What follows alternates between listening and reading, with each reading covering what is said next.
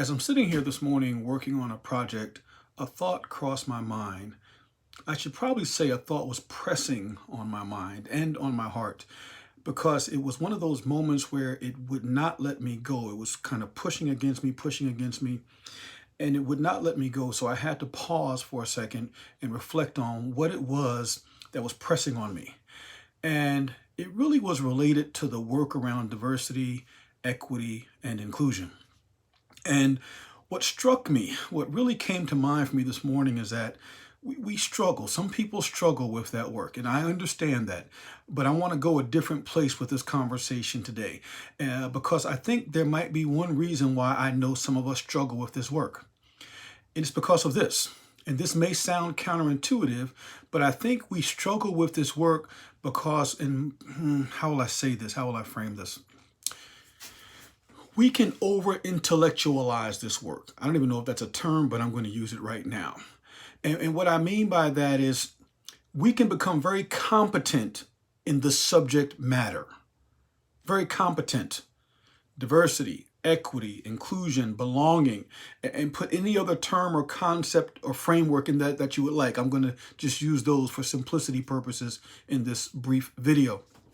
But we can get it on paper, right? We can take the course, we can read the book, we can listen to the podcast, we can watch the TED Talk.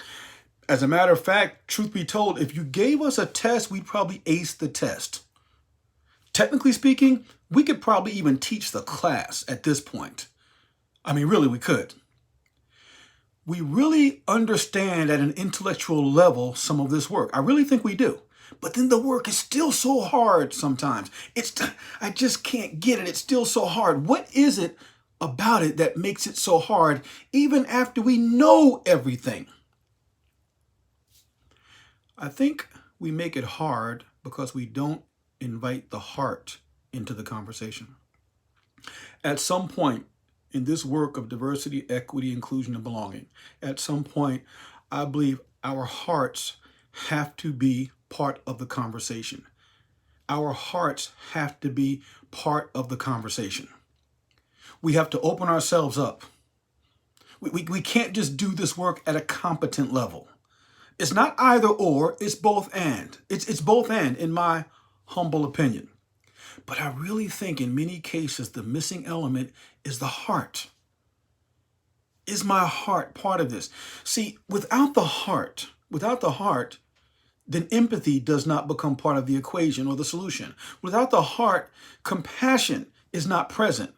Without the heart, it's really tough to have that human connection without the heart. Yes, you can call it hard work if you want to. I think it's more hard work. It's more hard work. I'm going to make a suggestion to you. And please, I give this respectfully. Ask yourself, do I really need another class? Do I need another course? Is it another book? Is it another webinar? Or is it simply a matter of opening up my heart? Is it simply a matter of getting personally connected to the work? Maybe that can make a difference. Maybe it can't. I don't know. But I just have to tell you, I believe the heart is part of the process. So of all the things you do, of all the engagement that you're part of, please consider involving your heart in this work. I think it's critically important. Critically important. As always, be well, peace and love.